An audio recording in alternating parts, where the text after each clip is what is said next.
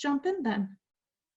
So I said my name already, so I'm Maggie Castle. A little bit more about me though.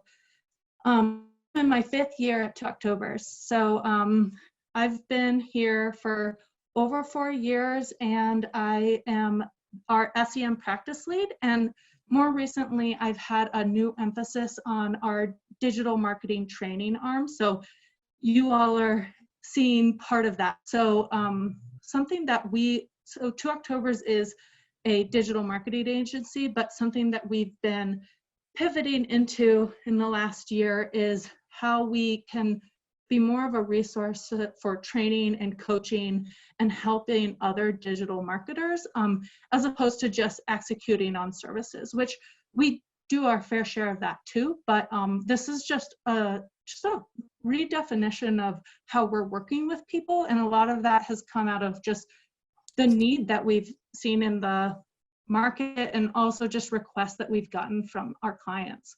So let's see, my favorite Google Grant moment, where there have been a lot of them, but we had an account that was spending about $200 a month, and over the course of 6 months, we hit 10K in 1 month. So it was a really wonderful feeling. Some of the paths to success I will be sharing in this, but all in all, I've worked with a lot of different nonprofits and a lot of different Google Grants in my time at 2 Octobers, and it's just a really rewarding role to see purpose-driven businesses reach their goals and be part of that. So that's another reason why I'm here today and why we chose this topic as a workshop. It drives us as an organization and not just me individually. But a little more about 2 Octobers. I mentioned we're a digital marketing agency, but more than that, our purpose is to help good people and organizations make better, more informed decisions. So that is a goal of our entire workshop series, which I've alluded to already, but essentially our goal is to run at least 1 workshop a month. And we've been doing that for a couple months now, and it's going really well thanks to engagement from people like you. But that is part of our purpose, is to help people like you. And more than that, we want to work with more purpose-driven businesses, which makes nonprofits are just sort of a natural drive-in to that sort of model. So it's why some of our content is specifically produced for nonprofits. And then more than that, I think it was last week, Nico, maybe 2 weeks ago, we officially submitted our B Corp application. So we're in the process of becoming a certified B Corp, which is just a way to formalize our commitment to helping purpose-driven businesses.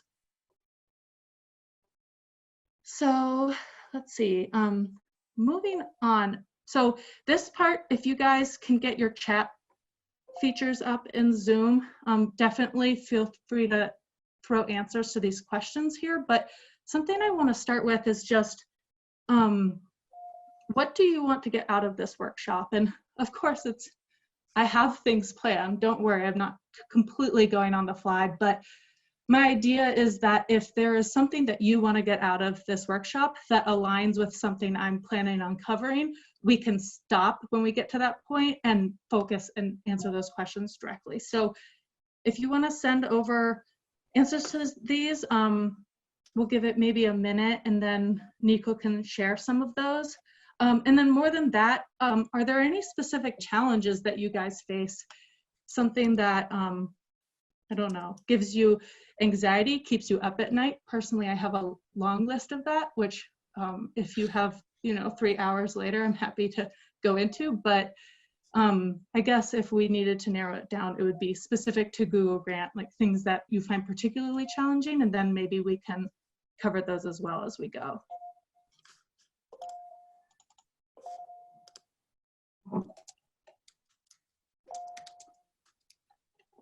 So I'm giving it a second, mostly also because I needed a sip of water.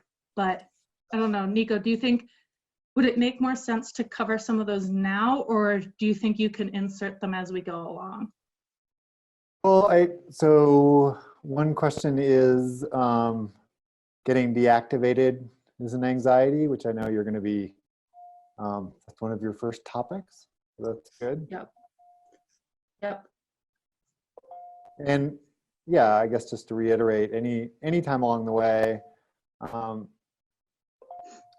is, if there's a question you have, post it in chat and I'll try to insert it at the right point.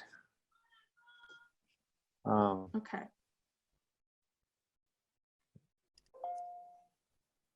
All right, well, let's then move on. So I'd like to introduce you to the theme of this workshop, that yes, Google Grants is a theme, but also 80s movies. So agenda, they look very bored, but if you have seen Top Gun, it gets a lot better. So just starting off, so today's agenda, what do we want to accomplish?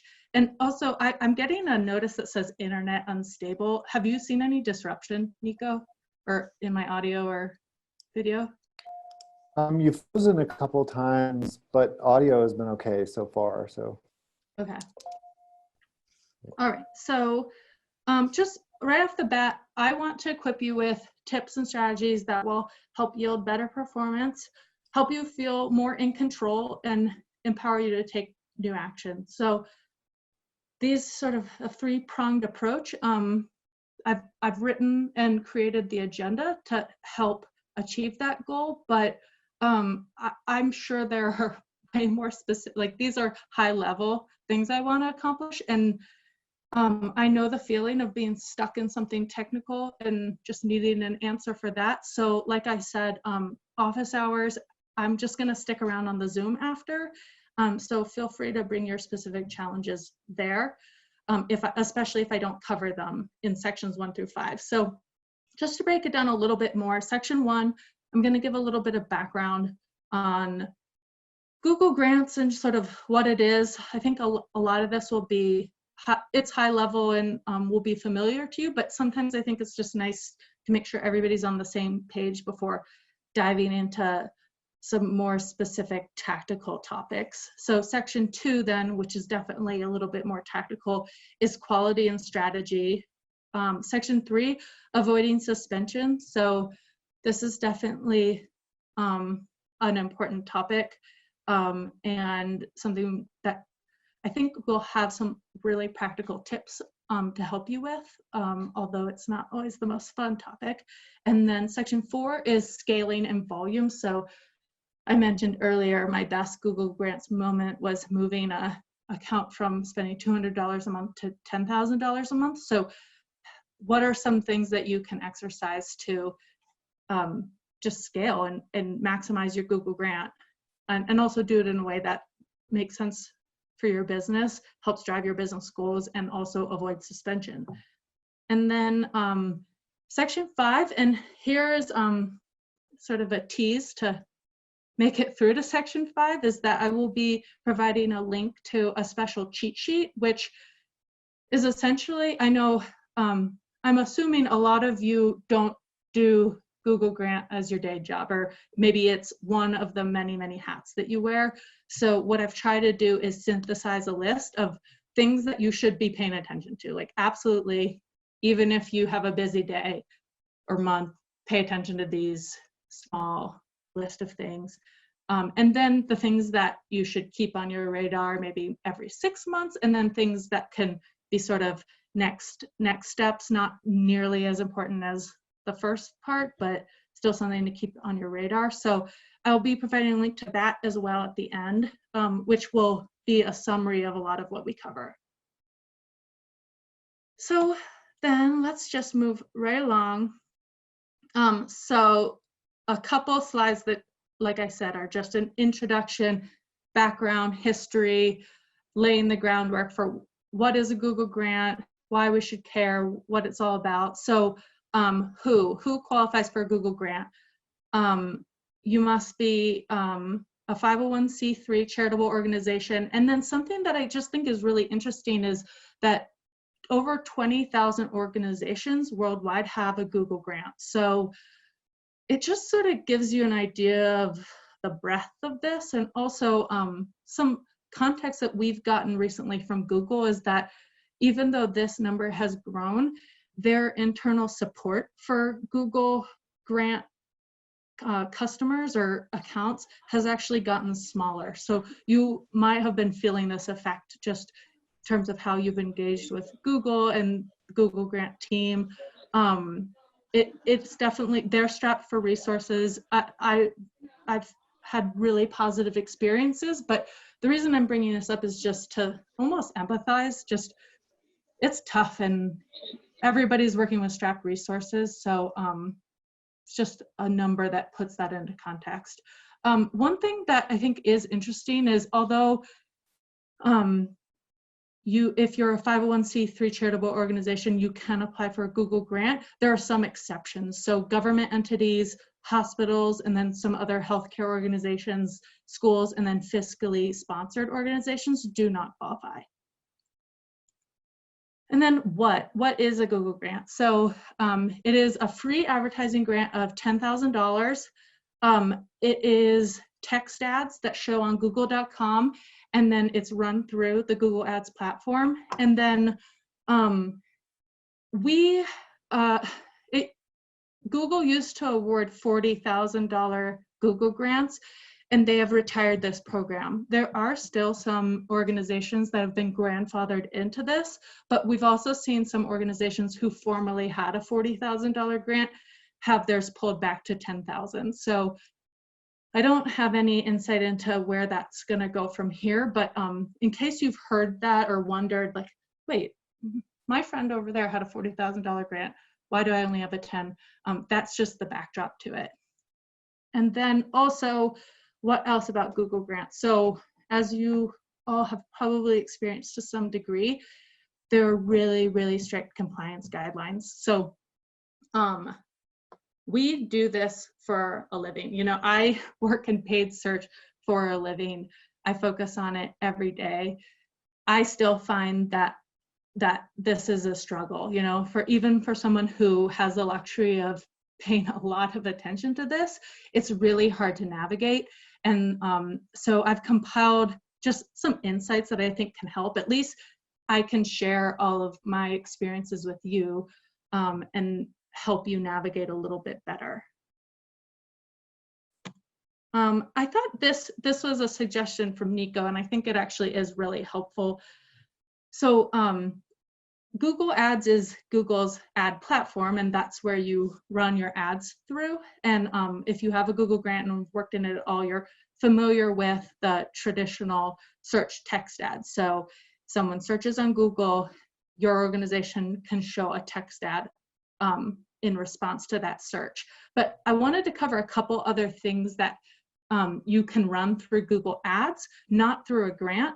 But I think it's interesting to keep an idea on the overall digital landscape and the capabilities in Google Ads, because we do have a couple of clients who are nonprofits who have a Google grant and run a lot of their paid search through their Google grant, but also opt to also have a paid account so they can try some of the other strategies. So I'm gonna breeze through it, but I think sometimes it's also helpful just to look at the anatomy of a search results page too, because there's a lot going on. So shopping ads can't qualify for a Google grant, but it's more of an e-com play. This is an example of a shopping ad. YouTube ads, so this is an example of a pre-roll ad on YouTube. Also run through Google Ads, but not qualified for a grant. Display ads, so this is just, you'll notice a theme in the screenshots I grabbed yesterday. They all have this COVID angle to them, but anyway, the New York Times article with a banner ad also can be run through Google Ads, but not a grant. And then local ads. This one I didn't find conclusive evidence online that it is technically not in a grant, but I've not seen any examples in the wild, and I've also don't see any content saying that you can run them. So fairly certain that you can't, but just something to keep in mind. This is a result of linking your GMB account to your Google Ads account, and it's called a local ad, and it shows, I think my search here was mattresses near me or something like that. It often shows on local oriented searches. And then native ads too. So this is Google Discover, and this is just an example of a native ad that shows in, I think in their Google Discover app, also run through Google Ads, but not part of a grant. So that's just some background. Moving on to quality and strategy. I will say I was stretching a little bit on this background, but the idea here is that Indiana Jones was particularly strategic in swapping out the idol and throwing the bag of sand on. So, you know, it's a stretch. I give you that. I promise that the images are going to get much better as we go. Also, if you have a suggestion for a better 80s movie reference for quality and strategy, please chat that to Nico. Drop everything else. But anyway, so we're going to spend a lot of time on this topic because it's really, really important for a Google grant. So before I jump into some more details, I want to back it up and like literally throw a dictionary definition at you for what quality score is, because this section of the workshop is going to build. So I want to make sure I lay the groundwork first. So what is quality score? So quality score is an estimate of the quality of your ads, keywords, and landing page. Higher quality ads can lead to lower prices and better ad positions. So it literally is a score. So your keywords will be rewarded a score from 1 to 10, 10 being the highest. And it's how Google is measuring the quality of, I mean, I said it's the quality of your ads, keywords, and landing pages, but it's really just the overall quality of what you're putting to market. It's very quantifiable. And the reason why it's so important in Google Grants is because it's one of your most powerful levers. So I'll go a little more on that on the next slide. So I'm going to throw 3 very basic math equations at you, and then talk to you about why all 3 of them are important. And my goal with showing you these is to help you just build that logic in your brain as to how all of these things relate to each other. So the first equation, and you've probably heard this term a lot, click-through rate. And click-through rate is just clicks divided by impressions. So impressions are the number of times your ad showed, so the eyeballs that hit your ad, and then clicks is just that when somebody takes action from that. So when someone clicks on your ad divided by the number of times your ad showed, and that's your click-through rate. So it's an engagement metric. This is putting it way too simply, but the idea is the higher your click-through rate, the more people like it, really. So something inspired them to click on it. Either they thought it was particularly relevant, or you know, it matched just what they were looking for, or you know, the cynical side of me might think that it's because they did it by accident. But anyway, we won't get into that. But click-through rate is clicks divided by impressions. So the next equation, and this one I've highlighted because this is the one I want to focus on after I go through all 3 of the equations. But and the reason I sort of have 3 is because, you know, like any good algebra equation, we want to pull variables from one equation to the next. But so take click-through rate, which we just defined here, and extrapolate that to expected click-through rate. So the expected click-through rate is, it measures how likely it is that your ad will be clicked on when shown. So this is Google's estimate of what your click-through rate will be.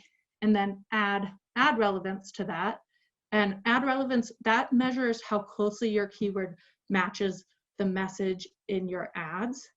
And then, and by the way, we're going to go through click-through rate, ad relevance, and landing page one by one in the next couple slides, but I'm just giving you a high level of what these things mean.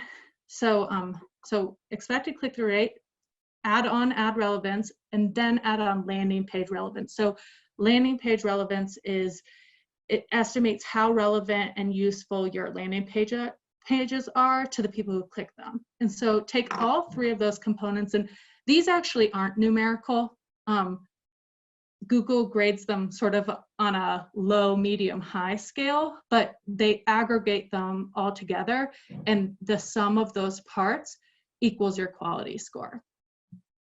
So the final equation here, and this is really meant to like really hit home on why, as someone who manages or owns a Google grant, why you should care about quality score. And the reason is visibility. That's one of our biggest goals as marketers, is how do I show, like, how do I get my ads to the people who matter? Like, how do I max out my Google grant? I've got $10,000 to spend. Like, how do I get there?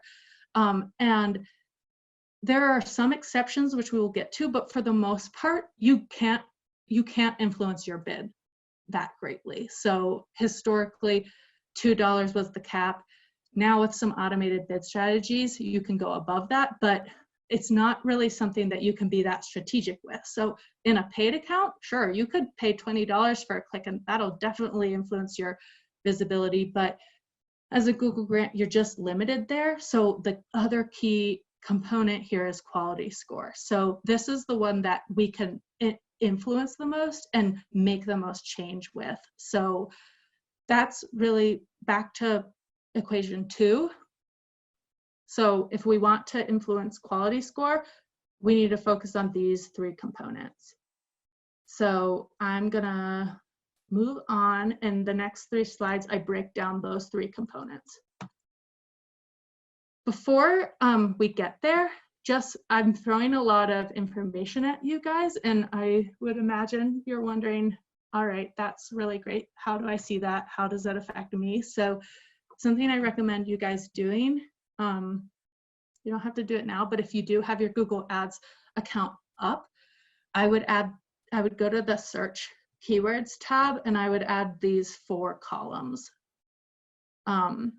So they're exactly what we just talked through. So it's the 3 components of quality score and then quality score itself. So I mentioned that these aren't numerical values, but Google ranks them as below average, average, and above average. And then the combination of those equates to a quality score. And so it's, if you look, like a common trend, at least in this data snapshot, is that if I have a below average, an average, and an above average in any combination here, it usually spits out to be about a 6. Whereas 2 below averages and an average, that's a 3.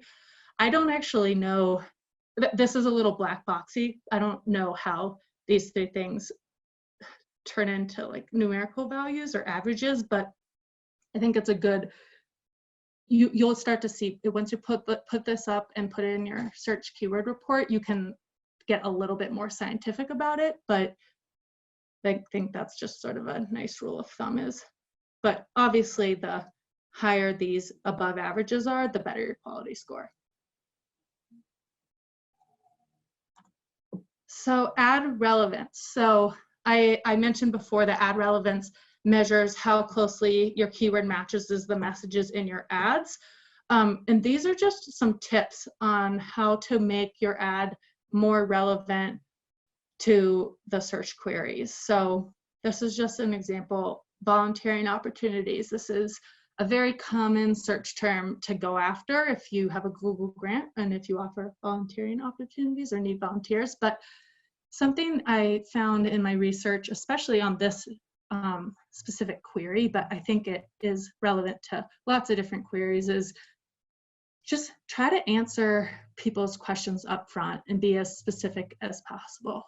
This is something that as marketers, it's easy to just like lose sight of, but as a consumer, you probably think about this all the time. So something you could try, and something we've seen works really well from a click-through rate standpoint is if the opportunity is local, say it. So volunteering in Denver, that would go a lot further with me if I'm looking for a volunteering opportunity in Denver than if it was just, if my headline just said volunteering near me or volunteering opportunities.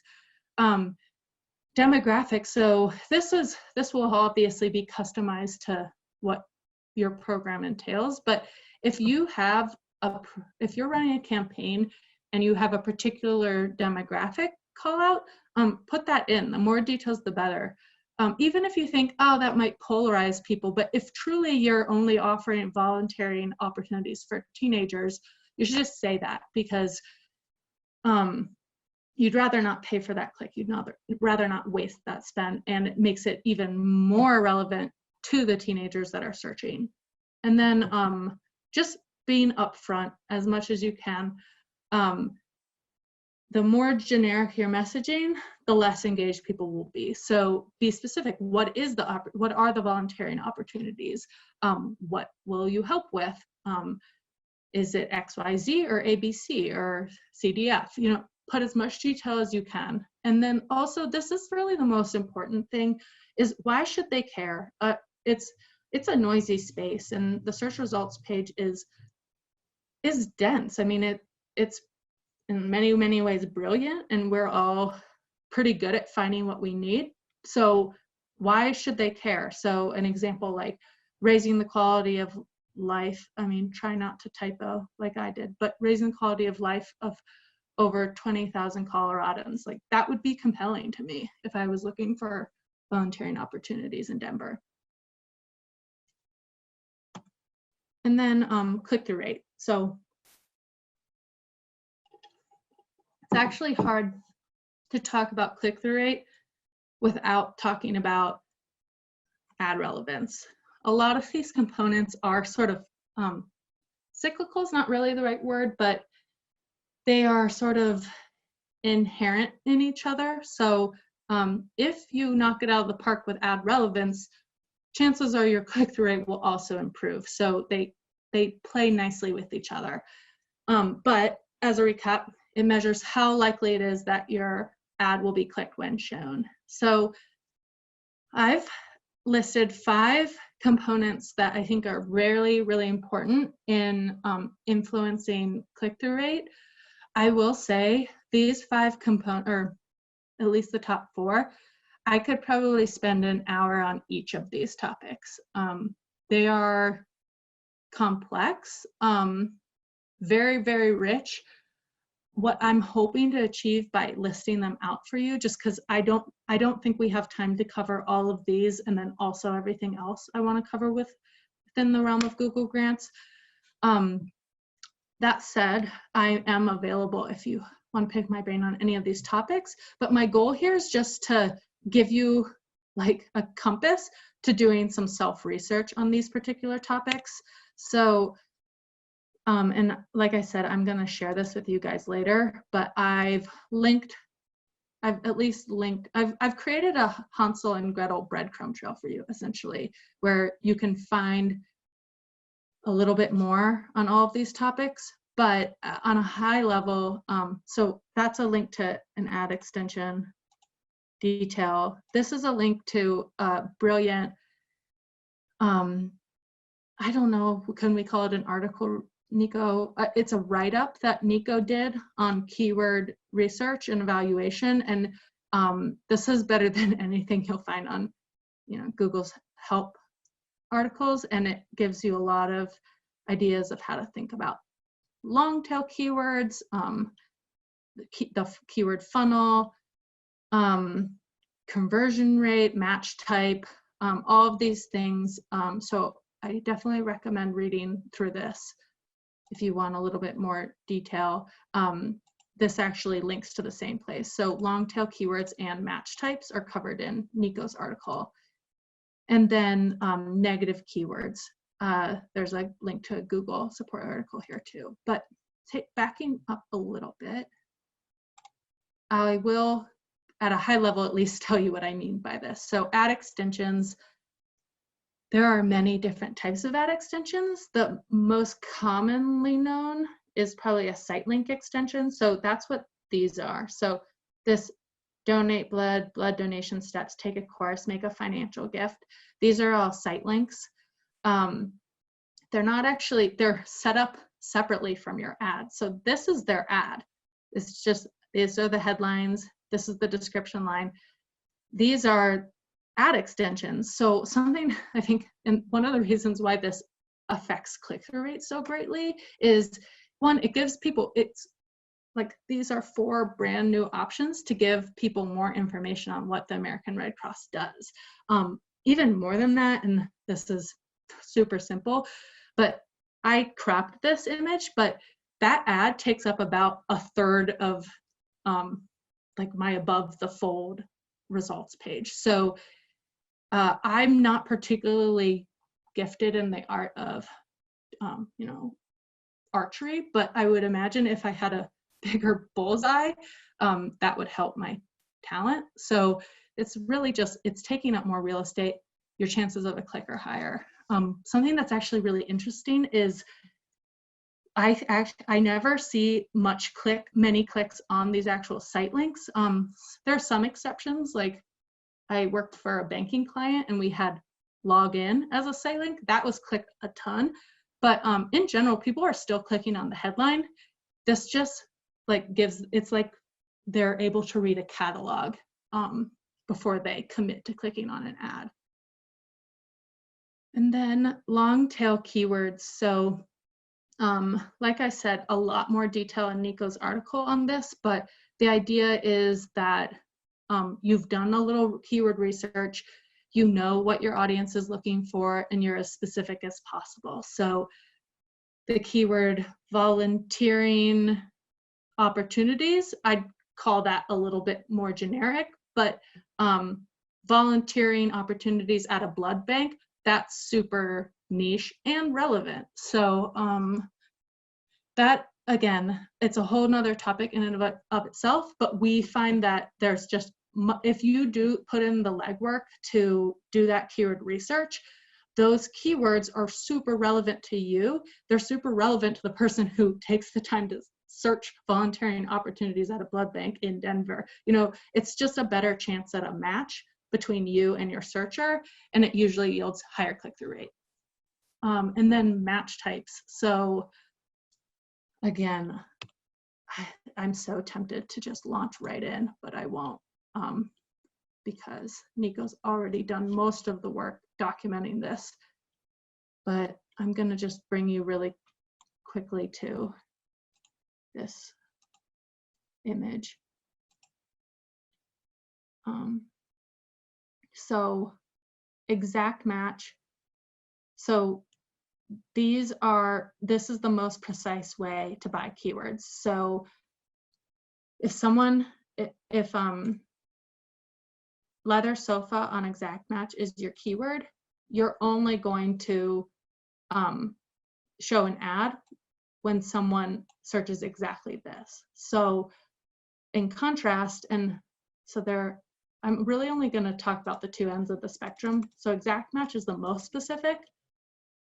There's phrase match and broad match modifier, but broad match is the least specific. So they're actually well named. So broad versus exact. Broad, this keyword on broad match, leather sofa, that could match to all sorts of queries. So whereas if I type in leather sofa and I have leather sofa on exact match, that's a perfect match. I might search for fabric armchair, and technically that could match to this keyword. So if your goal is to optimize your click-through rate, if you've definitely have leather sofas, you're bidding on it on exact match, and then you show an ad to that, chances are you're going to have a better click-through rate than if, let's say, you sell leather sofas, but I searched for fabric armchair, you don't actually have those, your ad doesn't say anything about fabric armchairs, it's just a less of a chance of a match. So I'm simplifying a very complicated topic, but like I said, Hansel and Gretel, breadcrumb trail, match types are really important and a great way to help influence your click-through rate. Negative keywords. So here's an example. So American Red Cross, they're, I think, pretty clearly bidding on their own brand term here. Let's say, and this is a very relevant example right now, is let's say people are searching American Red Cross jobs, American Red Cross career opportunities, but American Red Cross, they don't have, let's say they don't have any jobs open right now. Jobs, career, things like that, those would be keywords that you would add as negatives so that when somebody searches American Red Cross careers, you don't show an ad against that. Because, I mean, if you have jobs open, that's a whole nother conversation, and I suggest running a separate campaign for that. But it's just a way to just tell Google, do not show my ad when people search with this word in their search query. If, for example, I was searching for American Red Cross jobs and I saw this ad, and then I saw, you know, an organic Indeed posting below with American Red Cross jobs, I'd probably click on that, right? Because this doesn't, I'm sort of looking at this, I'm like, this doesn't really look like what I'm looking for. So if that experience did go through, you would lose that click, your click-through rate would go down. There are a lot of reasons why negative keywords are important. I suggest reading this article, but in terms of click-through rate, being on top of your search query reports and adding negatives proactively can really help boost your click-through rate by just weeding out bad queries or irrelevant queries. And then, like I said, everything mentioned here, so local, demographic, upfront, just being as specific as possible, having great value propositions, that will also help your click-through rate. So it's good to sort of toggle back and forth. And all right, moving on to the third. Oh yeah. I just thought, because there were a couple people that joined late, there's a chat button at the bottom of your window. If you have any questions on what Maggie's talking about, click that chat button and post them, and then I will interject or relay your questions. So. Perfect. Thank you. All right, so the third variable. So I'm gonna, since I've been talking for a really long time, I'm going to take us back for a second to this equation. So click-through rate, ad relevance, landing page relevance. It is sort of driving me crazy that I didn't do them in this order, but there are three components. So ad relevance, click-through rate, finally, landing page relevance. So I will say, if you have limited resources, especially in the content or dev realm, it can be harder to make a difference in this variable or this component. That said, I still think it's super important to know, but I wanted to break down how Google defines a relevant landing page, because there are 5 pretty quantifiable bullets. So first off is relevant, useful content. So an example of this, and you know, an age-old dilemma is, I'm searching for skinny jeans and I find an ad that says that they have skinny jeans, and I click on it and it takes me to a bell bottoms page. So that's not relevant. I don't want bell bottoms, but this is just sort of a cheeky example of just make sure that what people are searching for and what you have in your ad and what your landing page is, that they all relate to each other. It's really like, I don't even think it's worth stretching sometimes and, you know, say, well, I got content on this and that's sort of like that, unless it's I'm sure there are counter examples, but for the most part, and I'm gonna say this a couple of times in this presentation, is you want to have parity between what people are searching for, what you're saying in your ads, and where you're taking them on the page. And that's sort of my definition of relevant, useful content. Another component, transparency. So clearly state what your business does, provide contact information. This one's probably most of you are already doing. It is something that Google takes into consideration though. The next is easy navigation, which I find to be very subjective.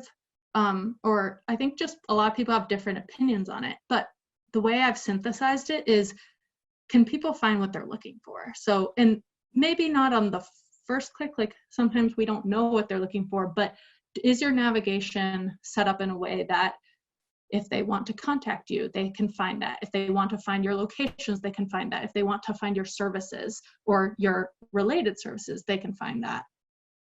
And then these last two variables are more on the technical end. And like I said, a lot of people just don't have resources to tackle problems like these. But they're not just important for Google grants and paid search. They're just important from a UX standpoint in general. But one is load time. Nico added this when he and I were going over the presentation, and he said that probably one of the first things you can start with if you want to improve your load time is look at your image sizes. We've done that on tooctobers.com, and that's helped a lot. The other thing is mobile site speed, and to be honest, there are a lot of ways you can influence this. A good place to start is just diagnose how your mobile site speed is. So I have a bit.ly link in here for you guys to grab, which will take, or so either, look at that, type it into your browser and execute it, or you can just Google mobile site speed calculator, and then you can put your browser in there and just get an idea of where you guys stand. Because I will say, in my time working in paid search, when my landing page gets dinged for low landing page relevance, it often comes with this call out. So mobile site speed is, I don't know how, like, if this one is weighted more heavily than this, or that one more weighted heavily than this. I have a feeling, just based on what I've seen, that mobile site speed is weighted pretty heavily. Mostly it's anecdotal, but I've just seen a lot of my accounts get dinged for it. All right, so bringing it back, this is the same equation, but I just thought before we move on to the next chapter, it'd be good to reiterate the best way to influence quality score is to look at these three components and then make some of the suggestions, or take some of the suggestions I made into consideration, because those are just great ways to affect change. All right, and then the last chapter in this chapter, so the last slide in this chapter really is a flow chart that I put together. And it's titled, Should You Run a Campaign? And yes, I modeled it in a March Madness bracket style, not because I'm bitter or sad or anything like that, but maybe just call me nostalgic. It might seem a little off topic, but I think if you use this flow chart as you approach the question, should I run a campaign, you will just inherently solve a lot of pitfalls that come later down the road with quality score. So essentially, this flow chart, if followed, helps alleviate issues with these three variables after a campaign goes live. So it's really, I could have started with it. I chose to end with it because now you've got all the details, but let's just maybe go through a couple examples. So should you run a campaign? So first question is, and sorry, there's a Zoom box that's getting in my way. I'm gonna let it fade into the distance really quick. Okay, so first column, do you have relevant content on your landing page? So if no, do not run. I mean, obviously, if no, maybe make changes so that the answer is yes, but it seems basic, but I see it a lot. So you might have a priority, like an internal priority or an internal campaign that maybe you are emailing your customers or your subscribers, or you're talking to the people who engage with your business about it, but you don't actually have a landing page up for it. I highly recommend, I mean, this one is first because I think it's really like a game stopper. So if you do not have the content on your landing page, you probably shouldn't be running it as a campaign. So let's assume we move on from there. Column 2, is the topic relevant to your key audience? So yes or no. I'll give some examples of this in a second, because this one might seem obvious, like, yes, of course it's relevant. I came up with it. It's part of my organization. Of course it's relevant to my audience. But there are some counter examples that even to October's we've noticed in the way we do our own marketing, that I'll get to in a sec. But then third column is it something people are searching for? So there are tools, and this is a really quantifiable yes or no question. And I'll show you those too. And then finally, is there parity between keywords, ad copy, and landing page? So I mentioned this before, I'll mention it probably a couple more times. So parity just meaning someone's searching for volunteering opportunities at a blood bank. Your ad mentions that, and then it takes you to a landing page where somebody can get more information on that topic. This one's sort of easy, right? Like if there isn't parity, you can fix it. You can change your keywords, you can change your ad copy, you can hopefully at this point you've deemed that your landing page is relevant. But a couple examples. Here's a good example. So American Red Cross, I've used them a couple of times already, but they're doing pretty cool things. And I thought a good example to run through is, let's say someone who works there thinks, let's run a campaign for our CPR certification program. So go to their site.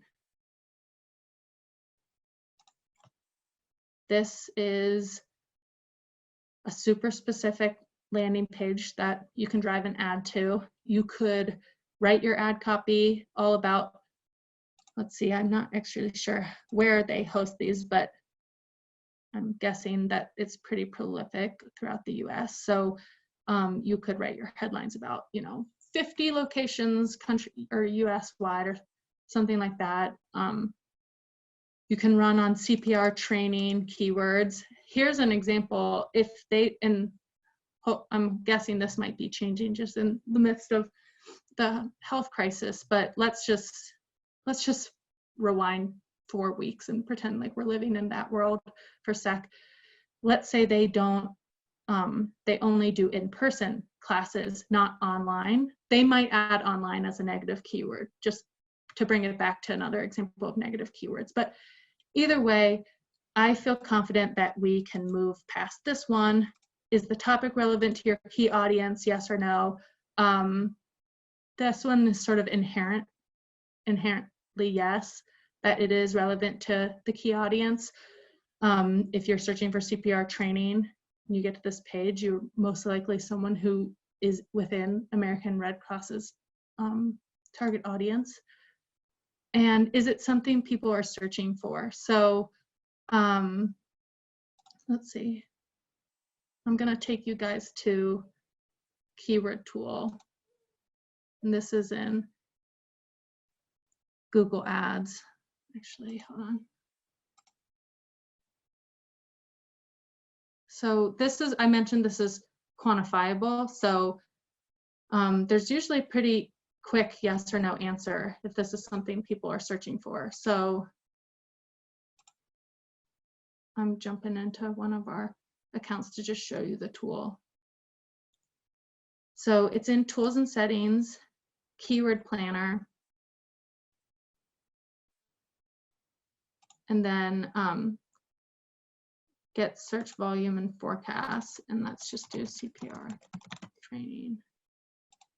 What I'm just trying to do here is just get a pulse on if there's any volume on this. So pretty conclusively, yes, which this one's a little more obvious, but let's say it's a more specific type of training. I don't have a great example, but by looking in the keyword plan and getting some estimates, you'll know really quickly whether you should spend your very precious time building out a campaign for something. I mentioned, is the topic relevant for your key audience? So here is an example at 2 Octobers that we've just noted. It's not a problem or anything, but for example, this blog post, top 10 free places to list your business. This is our highest traffic driving blog post on our site by a lot, I think. It's a topic that's super, super well searched, super interesting, but also super not relevant to October's audience. So, you know, we're looking for people who need our services and our digital marketing services. And yes, technically, places to list your business for free, that is digital marketing, but these are people who, you know, they just want this quick win and then they can implement it themselves. They never need to talk to 2 Octobers again. And like I said, it's not, for us to have a blog post like this, it's mostly just an interesting anecdote. Like, it doesn't do us any harm to have people take in this content. And there's always the potential that it could pay off in a positive way, but we would never want to run a campaign around 10 free places to list your business, because what we're engaging with people who want our content but aren't our audience, if that makes sense. All right, so moving along, and like I said, the images got better, guys. So avoiding suspension. This is a deep conversation, but I've hopefully simplified it a little bit. So right off the bat, I have created a list that I'm going to call the compliance score sheet. And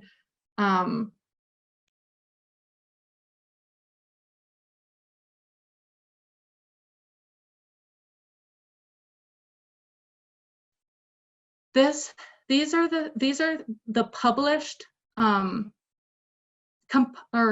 these are published items that can lead to account suspension or disapproval. So like I said, I'm going to underline the word published, because I've also run into a couple things, not in a while, but there have been a couple other things that are a little less talked about or published that I think you should know about. Like for example, we once got we were told that a suspension occurred because a user hadn't logged in for 30 days.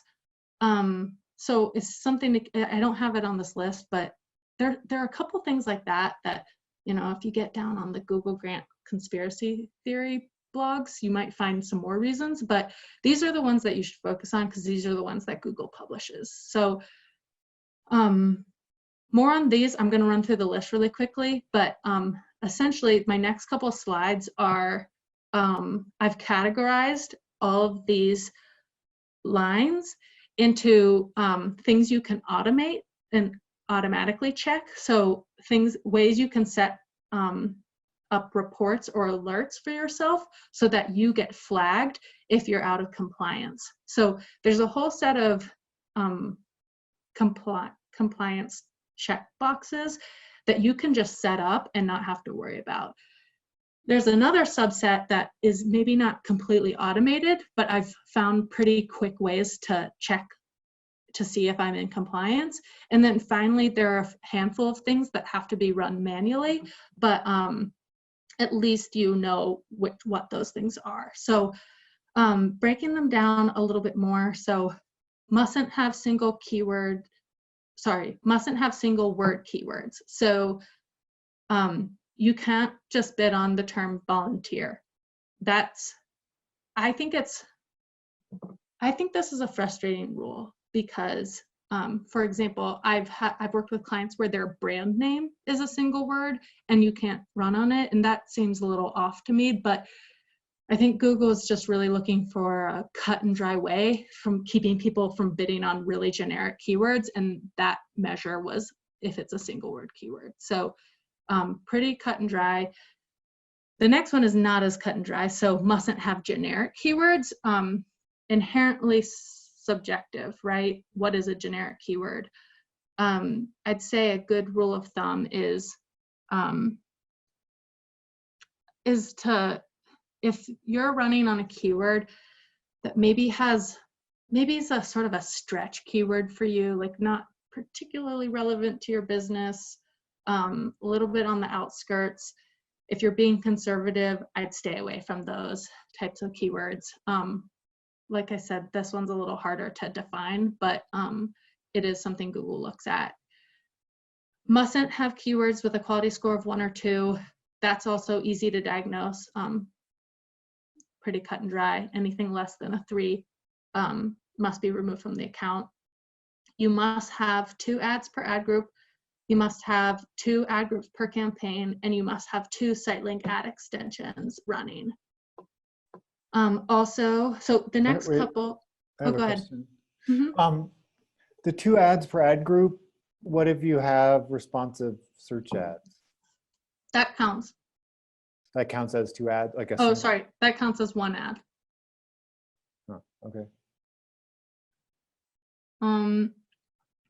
I guess the reason why it's a good question because responsive ads like technically can show in multiple different combinations.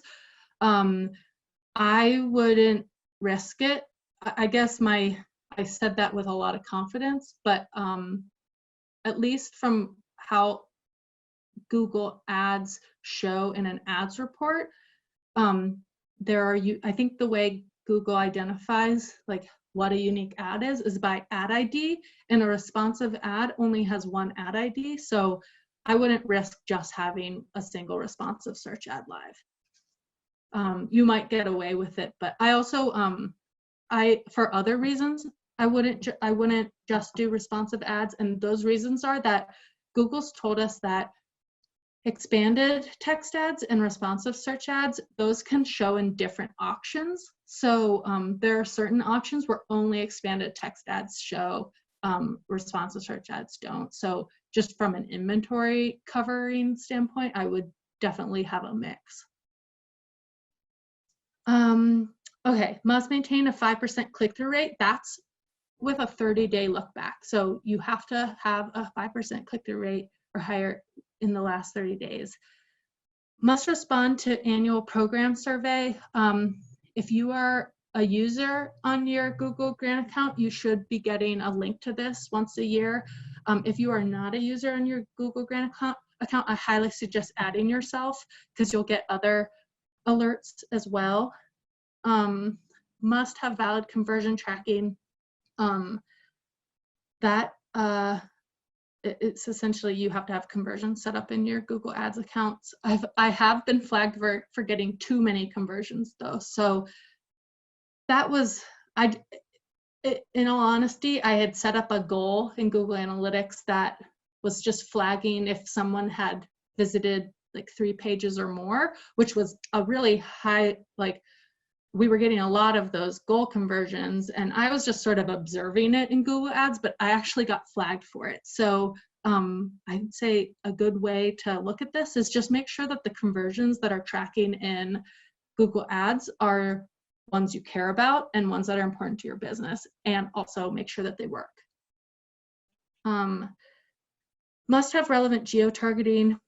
This is a little, I don't know, somewhere between objective and subjective. I think this one at least is really easy for you to diagnose, is if you have never ever operated any sort of business or have any audiences in India and you're getting traffic from India, that's not relevant. So I'll show you how to diagnose that a little bit better. But like I said, that one might not be as obvious to Google, but it'll be super obvious to you. And then if you are running to more than one domain in a Google Ads account, so let's say you have part of your business on this domain and part of your business on that domain, that is allowed, but you have to get a special approval to do so. Otherwise, that's when they flag pretty quickly. So like I said, this is the laundry list. I've bucketed them into categories on how you can make this manageable for yourself. So like I said, there are automated compliance checks, and I'll go through these. Then I'm calling them scalable compliance checks. So not automated, but I've got some tips on how you can check them a little bit more quickly than manually. And then finally, there are just a couple that I would deem manual, but these ones aren't really that time consuming. So backing up a little bit to the automated ones. So I'm gonna demo this for you guys, but Google Ads has a function called automated rules. And what you can do is you can set up an automated rule that, for example, sends you an email if you have any keywords that have a quality score of 1 or 2, which is awesome because quality scores can fluctuate. So unless you're on top of this, you might miss it. So how I have this set up in my accounts is that I just get an alert if anything falls below a 3. And it hits my inbox, I see the alert, I can go into the account and change it, but it gives me a little peace of mind that I'm not gonna miss it and then just have an account suspension and then I have to deal with that. So I'll show you how to set up an automated rule.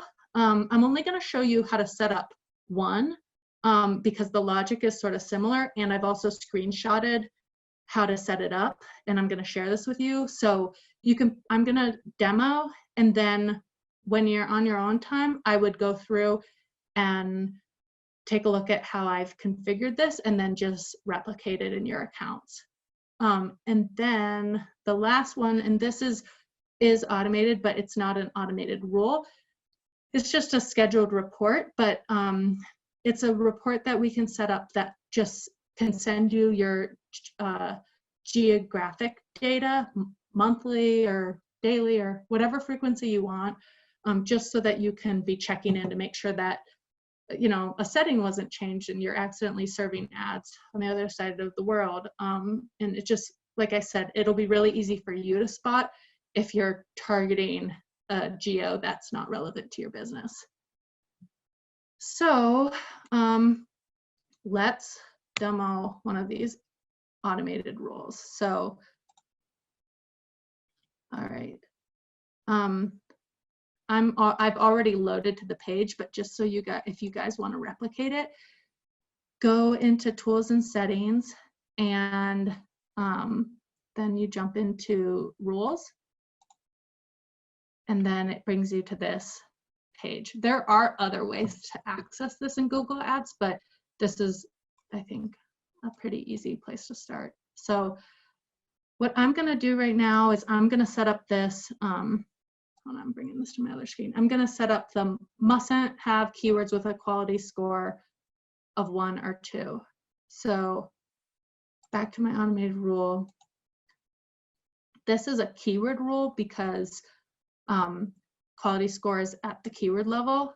So I've opened this up, and I'm just gonna have it send me an email because if you do have a keyword with a quality score of less than 3, you actually want to remove it. You don't just want to pause it.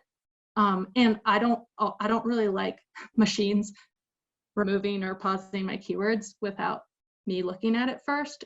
Because the other thing is, if I do have a quality score of less than 3, the easiest way to remedy it is just removing it.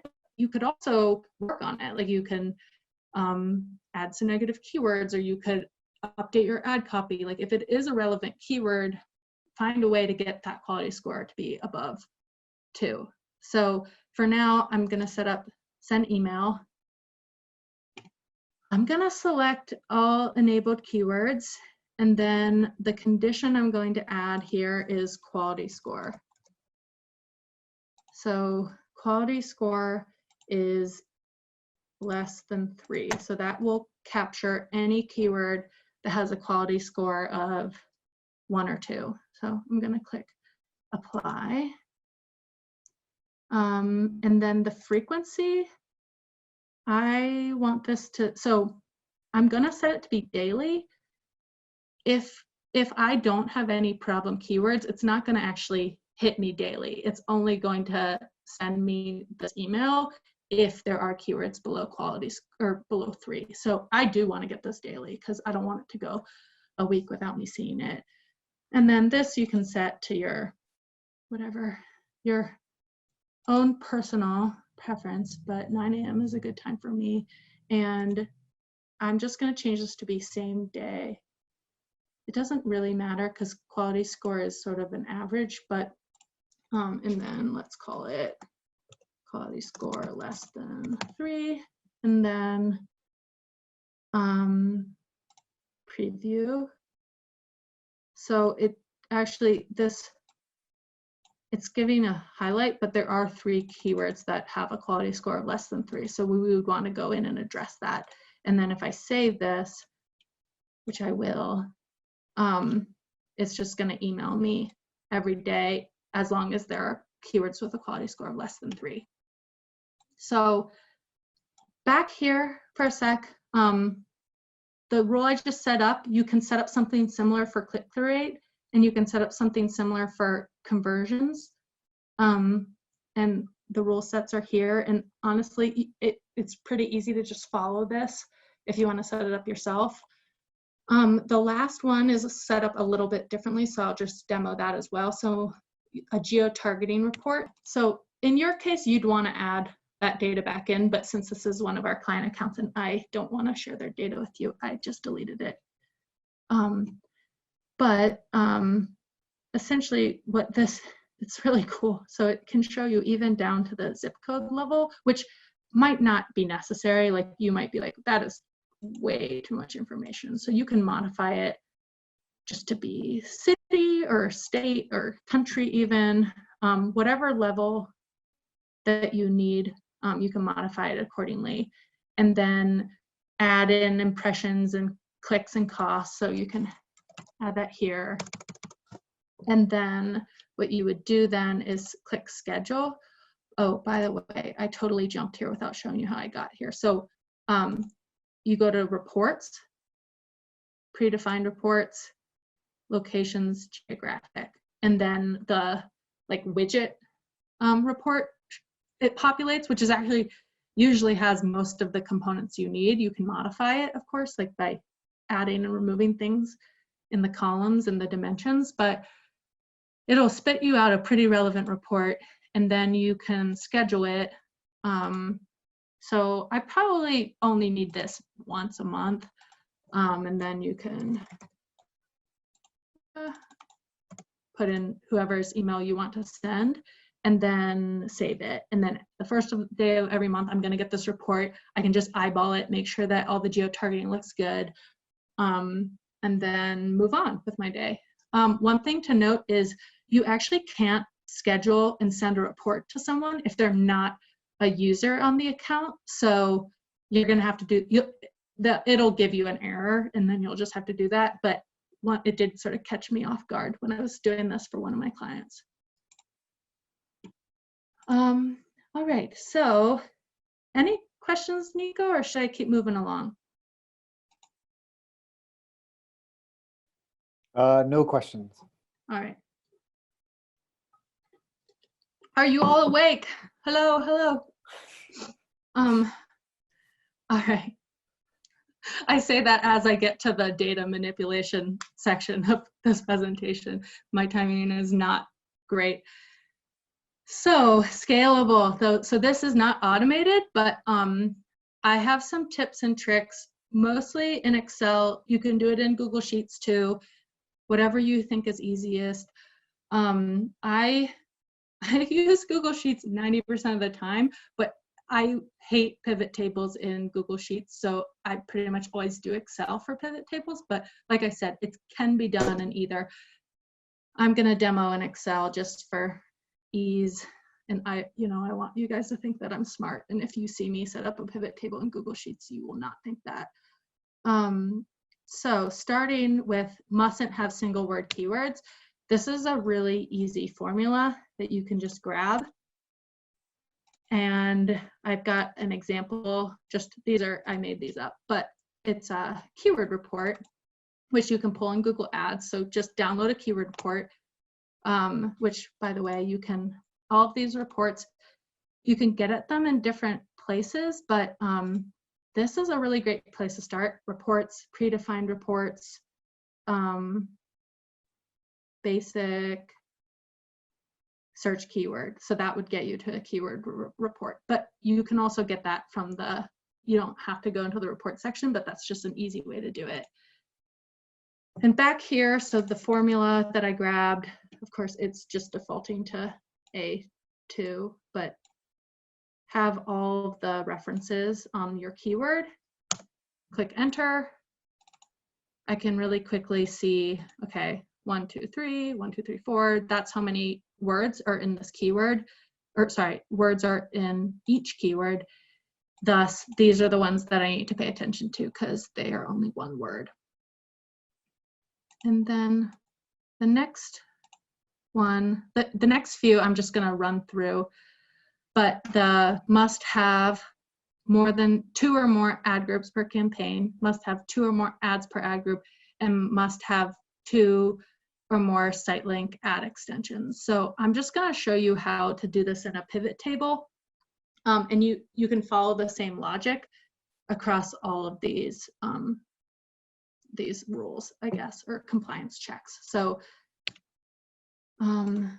let's assume it would be, so I just made up this data too, and this wouldn't actually be hard to do manually, to just say, okay, here's my volunteering campaign. I've got 1, 2, 3. Okay, I'm good there. 1, 2, you could do it like this, but I'm assuming some of you have really sprawling Google Grants accounts, so it wouldn't be very fun to do this by counting down cells. So quick way to do it in a pivot table, grab your whole data set, insert pivot table, and then, so what I'm trying to figure out right now is how many ad groups do I have in each of my campaigns. So I'm gonna throw campaigns in rows. So I've got 3 campaigns, which when you add something into a row, it dedupes it. So like right here, I've got, these are duped across how many of our ad groups I have, which actually this data is not perfect, but it'll do the trick. Then grab your ad group and throw that in values. And here it defaulted to count of ad groups. So it's telling me how many ad groups, unique ad groups I have per campaign. So I'm good. I've got 2 or more, no issue here. So to my ads, so again, you can pull an ads report by, you can either go to the ads tab or you can pull it, hold on. You can pull it right here. So reports, predefined reports, basic, ad, you can go there. I'm gonna do the same thing. One thing I will note is to get unique ads, add this as a field. So ad ID, that'll tell you it's a unique identifier for each ad, and I'm gonna use it in my pivot table. So you'll have to add that. That's not a default, I don't think. And then I'm going to create a pivot table. I'm going to add, you don't have to add a campaign, but I just want to, so I can see. So here are all my unique campaigns and all my unique ad groups. And then I'm gonna add ad ID and the values. And this is actually could trip you up because since it's numerical, it defaults to summing as opposed to counting, which this is just summing the value in that cell, whereas count will tell me how many instances of it. So just change that to here. And I have more work to do here because I've got 2 ads in these ad groups, but I only got one in these. So that would tell me, okay, Maggie, you've got work to do, and I'll go and add ads to these ad groups. But it's just a quicker way to diagnose where problem areas are. So back here, moving right along, the last and least fun slide are the manual compliance checks. And like I said, they're not fun because you can't automate them, but they're pretty straightforward. I'm gonna go from bottom to top, which doesn't make sense, but it will once I finish. But essentially this approval received if using more than one domain. There's a form you can submit to get approval from Google. It would probably take a couple of days to get approved, so I'd give yourself time if you're in a crunch, but it's pretty straightforward. I've never had an issue getting approval.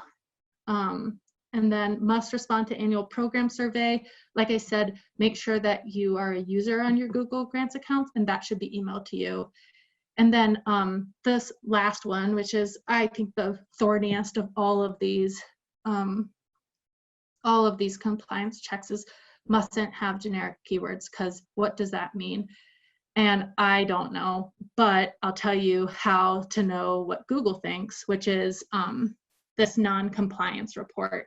So again, if you're a user on your Google Grants account, you will get this emailed to you. I think it comes maybe quarterly, sometimes with more frequency, but hopefully you guys are getting this. If not, add yourself as a user to your Google Grant account.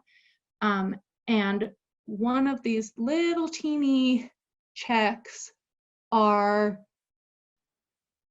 mustn't have generic keywords. So it's this one, mustn't have single or generic keywords. First, you're going to have to rule out if you have single keywords. The generic keywords part, at least they'll tell you, and then you could talk to Google support about what's being flagged as a generic keyword if it's not overall obvious to you. The reason I'm so salty about this is that I've gotten dinged with a generic keyword when I was bidding on a brand term. And so that's where sometimes I'm just like, I can't provide a compass to you guys, but take a look at this report, rule out single keywords, and then you'll know if you have a problem. Also, this report's pretty great, period, because it breaks down the other factors too. So it's definitely something to pay attention to. I find that sometimes it doesn't come frequently enough for me to address problems as they come in, which is why I have workarounds that we just went through, but still a really helpful report that I've only seen pop up in the last couple of years. So it's a very, very nice service of Google's. All right, this is probably my best work, guys. So scalability and volume, emphasis on volume, emphasis on Meg Ryan's hair transitions in When Harry Met Sally. I'm not sure which one is my favorite because they're so equally wonderful. But this is the fun part where we talk about how to scale your Google Grant account. So let's assume we've dealt with all the peskiness of suspensions and now you get to focus on growth. So I love this scene from Big where Tom Hanks gets his paycheck and he says, $187. So what would you do with $187, which adjust for inflation and adjust for Google Grant Workshop lens is $10,000. My first recommendation, and I cannot put more stock into this, is to use dynamic campaigns. So again, dynamic campaigns are, I could spend an hour on this alone. So consider this another Hansel and Gretel, Hansel and Gretel, I've forgotten their names in the course of this workshop, but a breadcrumb trail to look into a little bit more. Also, this, I feel so strongly about launching this in Google Grants accounts. If you have time, definitely pick my brain in the workshop because There's some complexity of setting this up, but essentially what a dynamic campaign is it's a campaign type. So it's a setting in Google Ads where you can set up a campaign in a way that it uses crawling technology to read your website content and then dynamically create keywords and ads and designate your landing pages. So a place where this will fit really well is if you, for example, if your site has a ton of content or content that changes frequently. So a really good example is, let's say you are putting a ton of time into writing new blog content weekly or daily, or I mean, God bless you if it's daily, but if you're putting a lot of time in updating the content on your site, but let's say, like, who has the time to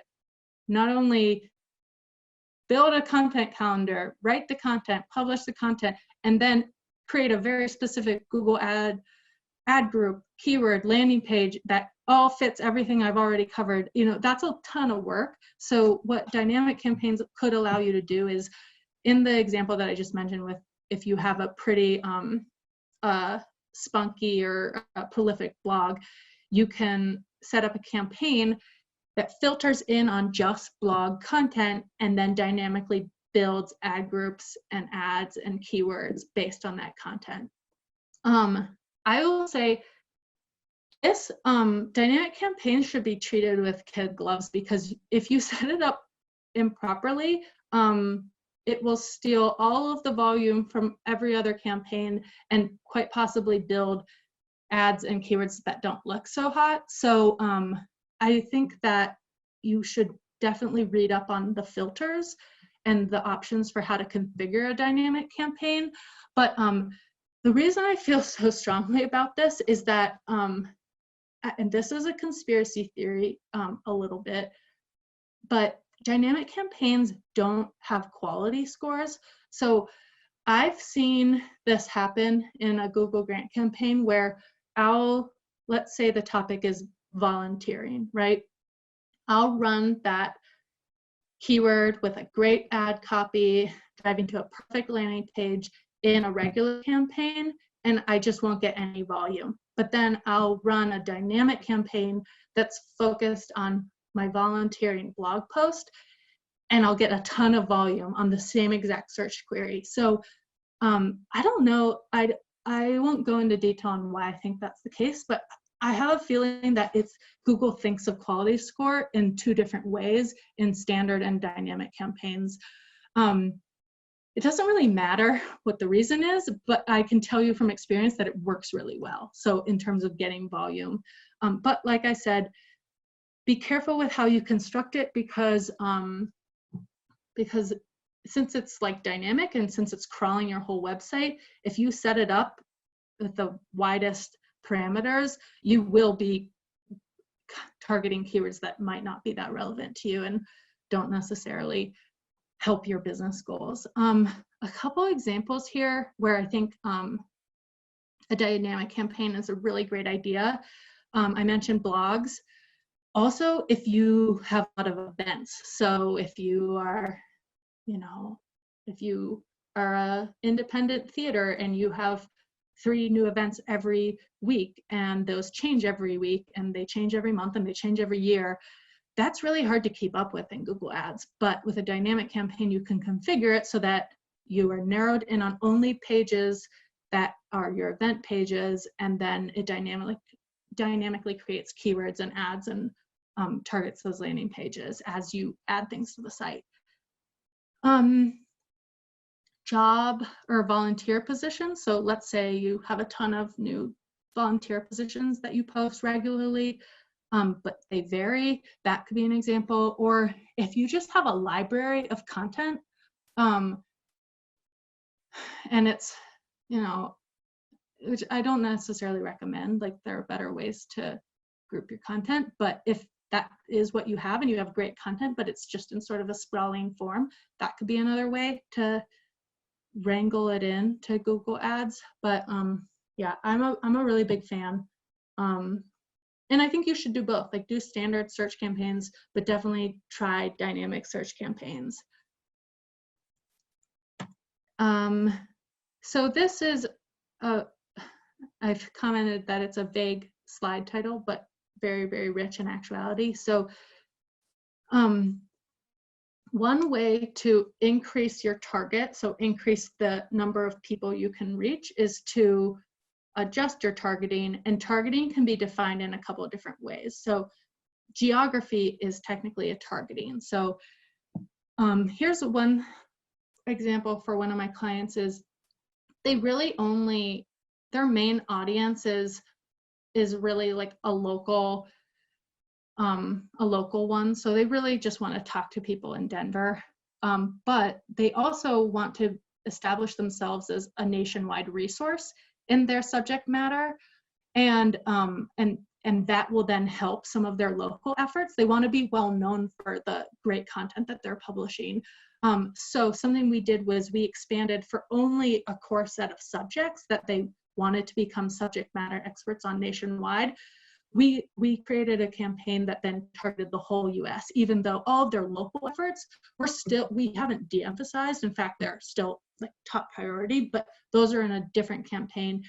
And it just has allowed us to max out their grant money in a way that still helps them with their business objectives. So one way to expand targeting or expand reach is geography. Another is keyword themes. So we've talked about this a lot. If you read Nico's article on just keyword research, that'll help a lot too. But maybe you're too narrow. Maybe if you're running a local, I don't know, local theater, and you're only running on like the film titles that you're running, maybe consider expanding to things to do this weekend in Denver, or things like that, things that are like peripherally relevant, but maybe a little bit outside of your original keyword scope. That said, only do that if you've got a good landing page for that. Don't get too, I don't know, too off topic unless you have the content on site to support that, because otherwise it just creates a poor user experience, and you'll run into quality score issues and click-through rate issues and all those other things we've covered. Match type, that's another thing. I would say it's probably more common for this not to be a great lever, because a lot of people will start on broad match and that's the broadest. But if, let's say, you're just running on exact or phrase, consider building out to broad match modifier, or constructing your keywords in a way that you can actually do a little bit of exploration to see what match types actually reach people searching. Couple that with pretty intense search query report review, but still a good testing bed. And then finally, device. So this is by default. When you set up a campaign, you'll by default be targeting computers, tablets, and mobile devices, but sometimes over the years, maybe a bid modifier has been added to those. So it's worth double checking it. Even if you think, oh, most people, they just engage with us from a computer, they don't use their mobile devices, like look at the data, test it out, because things are changing, monthly, yearly, from a device standpoint. So just make sure you've got all the doors open when it comes to devices, and that you're looking at the data in conjunction with that. All right, and then last but not least, bid automation. So I alluded to this earlier. Historically, Google Grants limits you with a $2 bid, and that is still true if you have manual bids set up. A workaround for that, and a really great opportunity, is to enable automatic bid setting. And what this will do is you are passing the reins over to Google in terms of saying, use your bidding logic and your your bidding algorithms to decide where to put the money, but do it based on these factors. So options for grants for bidding automation are maximize conversions. So these are pretty, if you're not familiar with these, they're actually like, they're exactly what they sound like. So if you set your bid rule to maximize conversions, that's what the system will try to do. It'll push budget to the place where you're getting the most conversions. Maximize conversion value is not a totally dissimilar topic, but conversion value, you can read that as like a single conversion would be like if somebody fills out a lead form. If you sold, I don't know, t-shirts on your site or tickets on your site, and that ticket sale has a value of $12, that would be a conversion value. So if a family bought 6 tickets to your show as opposed to an individual bought 1 ticket to your show, you'd have a higher conversion value on the family that bought 6, if that makes sense. Target CPA,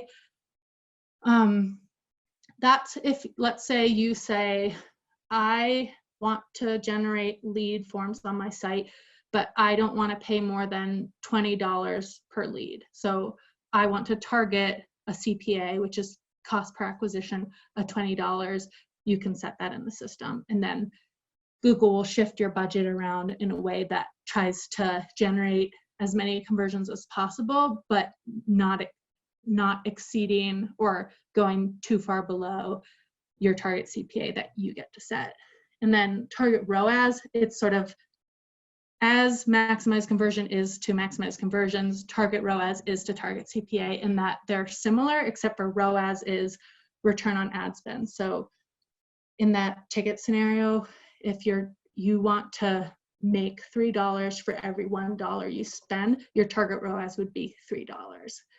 So what's great about this is I do put some faith in how well these work for Google Grants. So I think that these bid strategies do a pretty good job. So deciding which one you choose is really up to you on like what the goal of that campaign is. But something to keep in mind is one pitfall would be is, let's say you have a campaign and you have all of your branded terms in one ad group and then all of your other terms and spread across 10 other ad groups. Your branded ad group will probably have the best performance. So it is possible that with this setting, for example, the Google system will push your budget into that branded ad group. A way to work around that is to split your branded keywords into their own campaign, but it's just something to keep in mind. With any of this though, I think it's worth testing. So set it live. Our best practice is when we set anything live, we usually check in 24 hours later, 48 hours later, 1 week later, 14 days later, you know, something that would make such a big change to your account. The more you spend time looking at the results, the better, but definitely worth testing because, like I said, this is the only real way to leverage bid in a Google grant and to exceed $2, which gives you just a competitive edge. I have a question. Mm-hmm. Since grant campaigns are usually, well, always budget constrained, wouldn't most of the time you want maximize conversions or maximize conversion value? Yeah, I would say I can't really think of an example of an account where I would have chosen either of these two. I'm sure there are those cases, like if you consistently are hitting your 10K cap, that's a sort of a different story. But for the most part, if you're not hitting your cap, I would go with one of these two based on what your like if you conversion value, it doesn't just mean that you sell tickets or something that has like monetary value tied to it.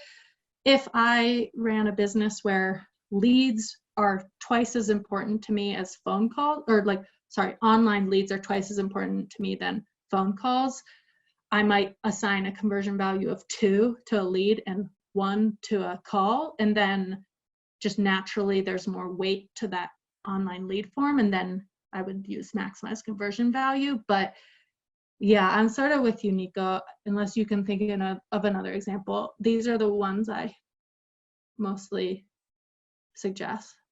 Yeah, I mean, I think the only example I can think of is if you're spending your full budget and you have a really specific idea of different CPAs that you would want, it might be easier to manage it that way, I guess.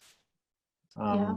There was one other question in the chat, which is, can you spend $10,000 in one day, or how does that work? No, you can't, which is frustrating. Well, I don't know, maybe it's a good thing. Here, they cap you daily, and here's a problem I've run into that's, well, let me think of this example. So I like 2/3 of the way through a month, I launched a new campaign for my client, and I didn't know how much volume it would get. You know, I thought, okay, this is probably, it's a decent campaign. Like maybe it'll increase my spend by 20% every day. But what's frustrating is in order to leave room for that campaign, I had to adjust my other campaigns down. And once that day has passed, you can't make up for it. So let's say I spend, so 10,000 divided by 30 is what, like 320 something? I can't remember off the top of my head. Let's just, for math's sake, let's just call it 300 a day. If I spent 100 on day 1 and day 2 and day 3, that 200 delta for each of those days, I can't pass that forward and then make up for it, if that makes sense. So that was like a lot of really poorly done math, but the short answer is no, you can't just max it out on one day. And there are some downsides to it in that if you introduce anything new, it you sort of have to be thoughtful about making sure you leave enough budget for it and adjusting in other places if you are at your 10K cap.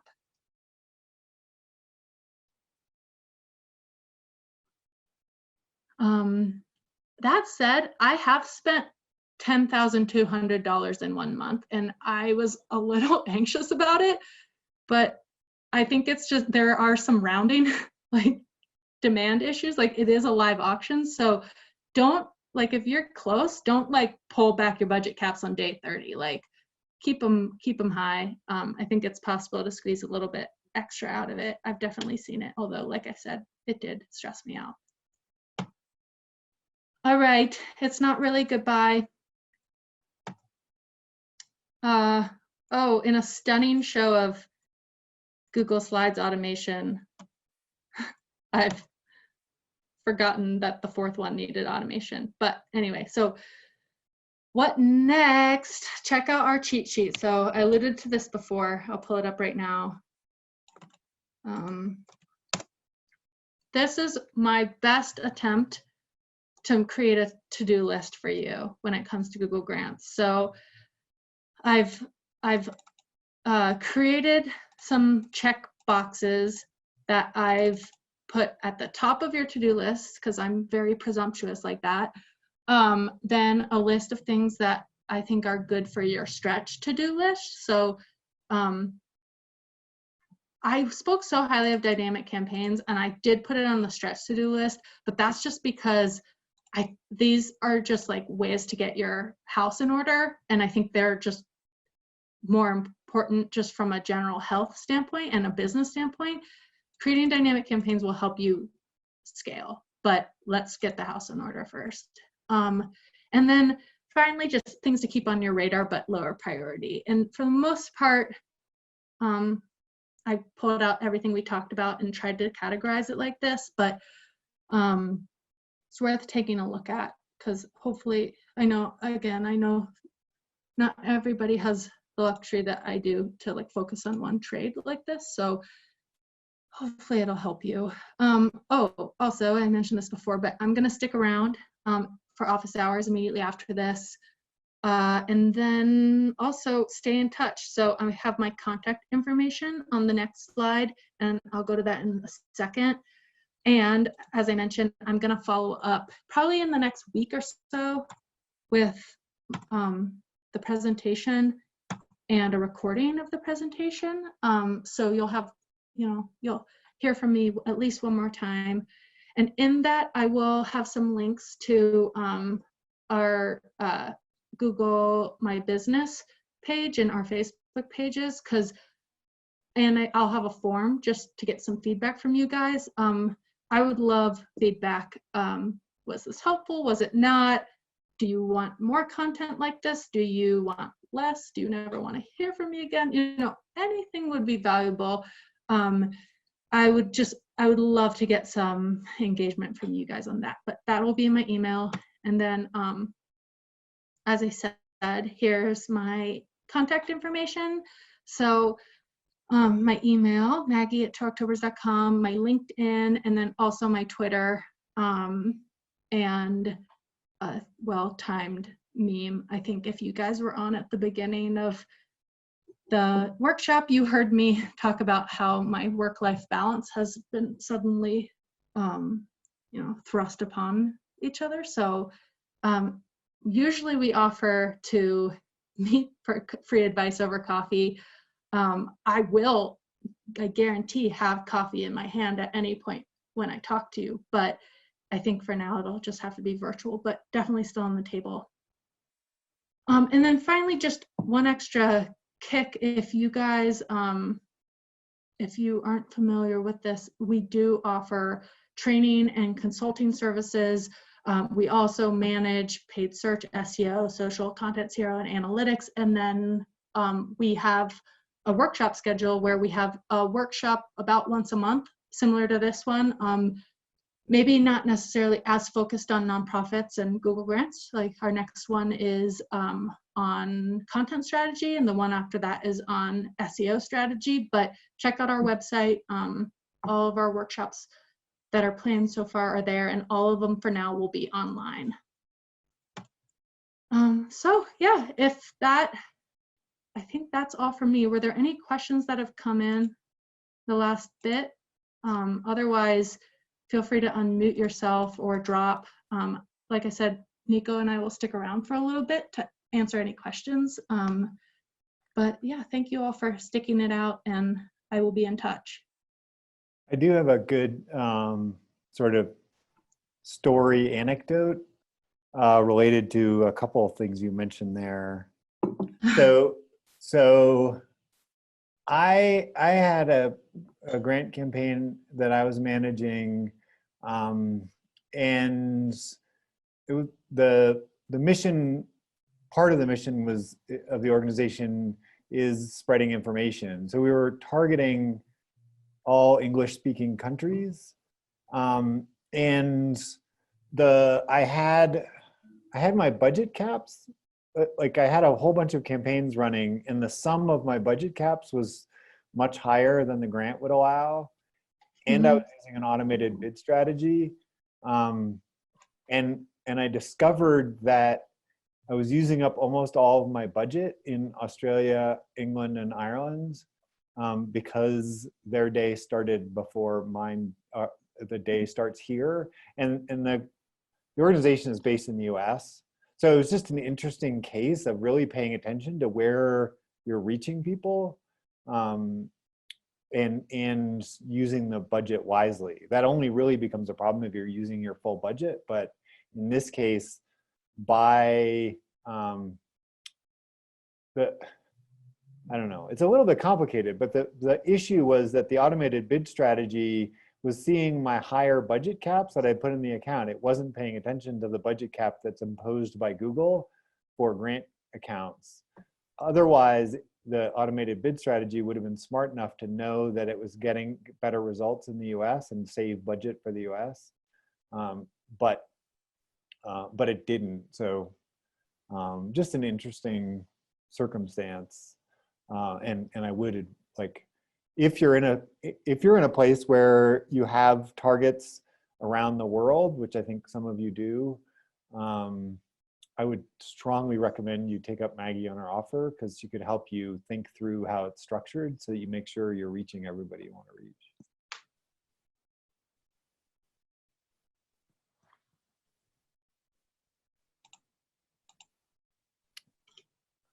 Hey Maggie, this is Devin Cannell at Bridges Prosperity. I have a question if I can jump in. Yeah, of course. First off, thanks for this. It's been super interesting and super helpful.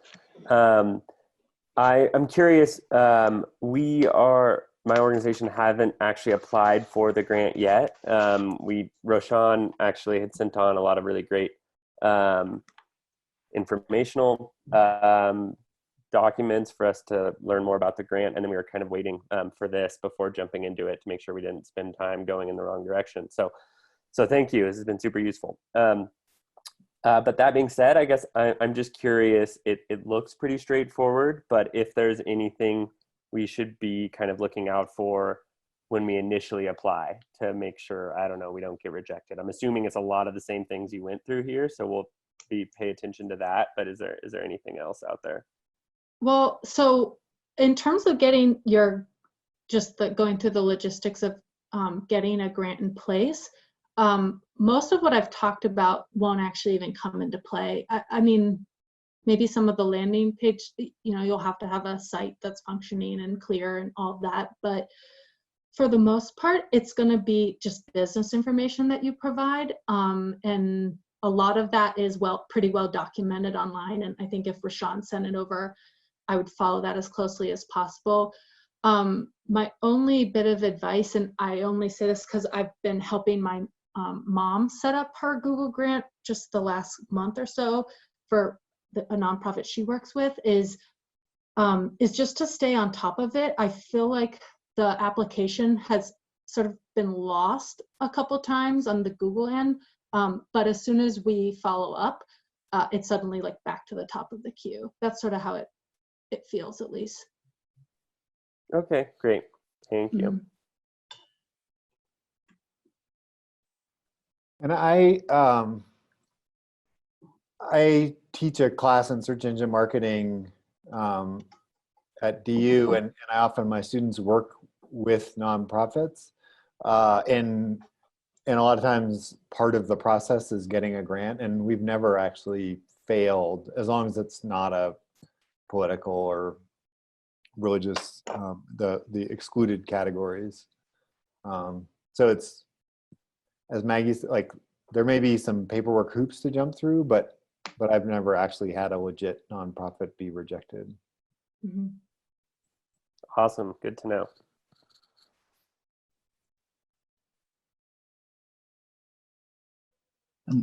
Hey Maggie, I would also like to add thought on what Devin just mentioned.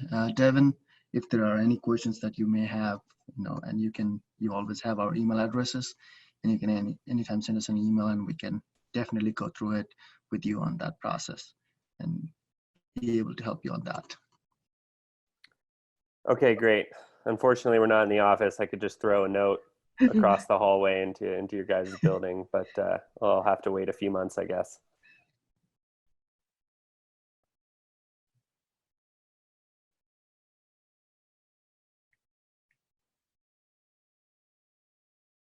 Nico, if in any down quiet time, you could just sort of flip through your background arsenal. Well, entertain us, please. we, like a lot of people, we're using Zoom more than we ever have as a company, and we actually have one employee that has made me sort of queasy with how often he changes his backgrounds. But I mean, did I start with the cat? Or was that in a different meeting? You started with the cat. Yeah, I don't actually have that big an arsenal, really, but this is my cat. We had a former coworker. He works at a different agency now, but he put his Zoom background as a picture of the background at his office to trick his coworkers into thinking he was still going into the office. He has a wicked sense of humor. Yeah.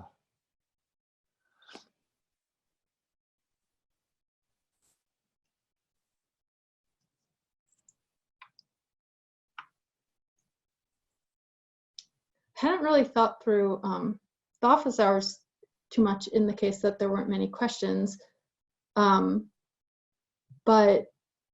I definitely underline, like, if you have something super specific that's been nagging you, I'm happy to help. Or I could do a demo of a dynamic search campaign.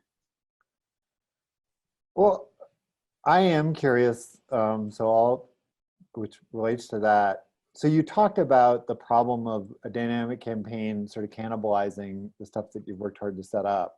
Yeah, back to it. And I was trying to think, like, what would be a good strategy to avoid that? I mean, I guess one would be to add negatives to your dynamic campaign of keywords you're bidding on in your regular campaign. So I've created a checklist for myself of basically an aggregation of all of the pitfalls and mistakes I've found in dynamic campaigns. And that is on my list, is any keyword you have running in a standard campaign, add as a negative to a dynamic campaign. But I actually don't agree with that for Google Grants, because what I've found so often is that in the example I gave, like volunteering in Denver, I might not get much volume in a standard campaign, but I get a ton of volume in a dynamic campaign. And so I wouldn't want to block that learning. That said, I would definitely add your brand terms as negatives, because dynamic campaign will just eat that up. So like your brand is on most of the pages on your site. So even if you're careful with your filters, it'll crawl your brand name and likely bid on it. And that, like, dynamic campaigns, I've seen them work pretty well in terms of generating like good ad copy, but not always great. Like, it's always worth checking on. And especially with a branded term, I'm very confident I can create a better branded ad than a dynamic campaign could. So I'd rather just isolate. I'm a big fan of keeping branded keywords in their own campaign, just period.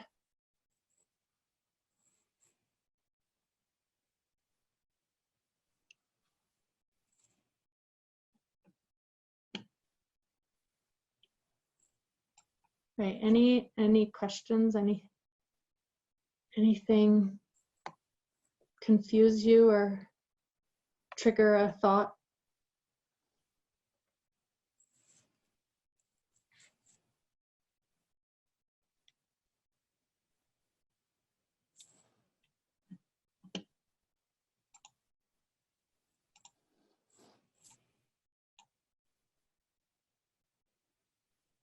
All right, well, you're going to send out the deck, cheat sheet. Deck, cheat sheet, recording.